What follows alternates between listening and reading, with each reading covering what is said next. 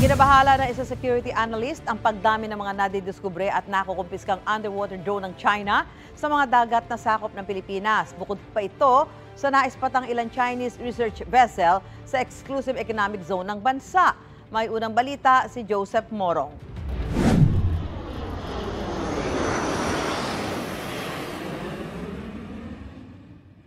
Itinaas ng watawat ng Pilipinas sa ibabaw ng talampas ng Pilipinas o Philippine Rise na 13 million hectares na talampas sa ilalim ng dagat sa silangang bahagi ng Luzon. At kasabay ng pagdagundong ng dalawang F-50 fighter jets, umalingaw-ngaw ang pambansang awit ng Pilipinas.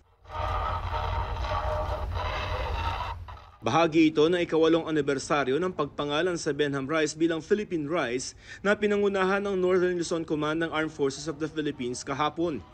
Namamataan din dito ang mga research vessel ng China tulad nung 1 taon. Ayon sa pamahalaan, ang aktibidad na ito paraan daw para ipakita sa mundo kung anong teritoryo ang sakop ng Pilipinas. We want to elevate how we assert our rights and recognize what is ours that we need to protect, to fly the flag and send the signal to other nations that we are there to defend and protect what is ours. Ayon sa National Security Council, dadalasan ang pagpapatrolya sa Philippine Rise katulad ng ginagawa sa West Philippine Sea.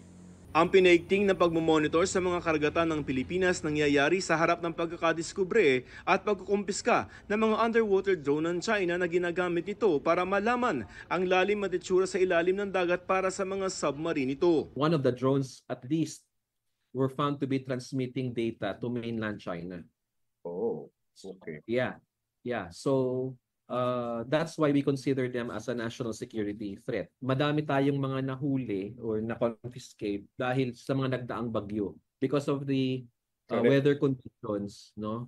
Nawalan sila ng command and control. Nakakaalarmang araw ang mga underwater drone ng China ayon sa isang security analyst. Karamihan ng mga sa pag-aaral, lumalabas na yung submersible drones nila nasa Luzon, Visayas, Mindanao. So nagkalat. Alarming talaga yung submersible drones nila. I think very advanced yung kanilang technology pagdating dyan. Nitong mga nakaraang linggo, aabot sa 6 o 7 mga underwater drone na ang nakukumpiska ng Pilipinas. May namataan 2 Chinese research vessel ng Philippine Coast Guard sa may Itbayat, Zambales at Burgos, Ilocos Norte. Since we were able to confirm ang presensya nito, the commandant has also directed our Coast Guard assets, the vessels, to challenge directly and to escort them out the exclusive economic zone natin.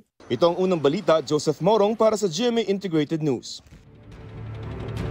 Igan, mauna ka sa mga balita, mag-subscribe na sa GMA Integrated News sa YouTube para sa iba't ibang ulat sa ating bansa.